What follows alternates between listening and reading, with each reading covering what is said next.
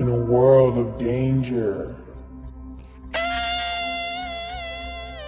In a world of starvation.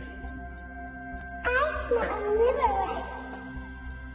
In a world where mice have bank accounts?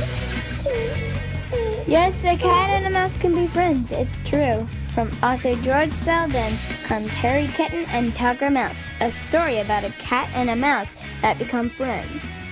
Once a mouse wished he had a name and a friend. Well, this lucky mouse is going to get both. When Harry Kitten shows up, they find a name, money, and food.